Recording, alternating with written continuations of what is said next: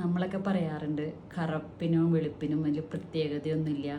ചിലരൊക്കെ പറയും കറുപ്പിന് ഏഴ് അഴകാണ്, അങ്ങനെയൊക്കെ പറയും. പക്ഷെ അതിലൊന്നും ഒരു കാര്യമില്ല കേട്ടോ. കാരണം പലരുടെ അനുഭവത്തിലുണ്ടായിരുന്ന ഒരു കാര്യമായിരിക്കും ഇപ്പം ഞാൻ പറയാൻ പോകുന്നത്. നമ്മളൊക്കെ ഇപ്പോൾ ഒരു അമ്മ ഒരു കുട്ടിക്ക് ജന്മം നൽകി ആ കുട്ടി ഇന്ന കുട്ടിയാണെന്ന് ഡോക്ടർമാർ നമ്മളോട് പറയുമല്ലോ. അപ്പോൾ ആ കുട്ടിയെ കയ്യിൽ കിട്ടുന്നൊരു സമയത്ത് ആൺകുട്ടിയാണ് പെൺകുട്ടിയാണെങ്കിലും ആദ്യം നോക്കുന്നത് ആ രക്തബന്ധമുള്ള ആരുടെയെങ്കിലും കയ്യിലായിരിക്കും ഈ കുട്ടി കിട്ടുന്നത്.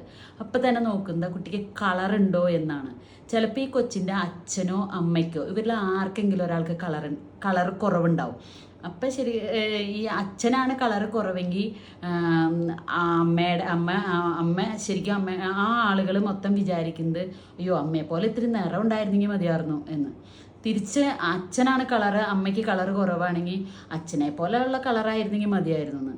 അപ്പോൾ ആരോഗ്യമുള്ളൊരു കുട്ടി ഉണ്ടായോ എന്ന് അതിലൊരാളും ചോദിക്കില്ല. ചോദിക്കുന്നത് മുഴുവനും കളറിനെ കുറിച്ചായിരിക്കും.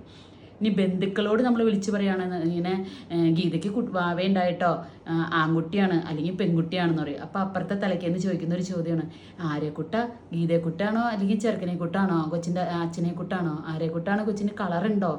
അപ്പോൾ ഇങ്ങനെ ഇപ്പം കളറുണ്ട്. പക്ഷേ അപ്പം അപ്പുറത്തുനിന്ന് പറയാണ് ദേ ആ ചെവി ഒന്ന് നോക്ക്, ചെവി കറുത്തതാണെങ്കിൽ കുഞ്ഞ് കറുത്തത് തന്നെയാണ്.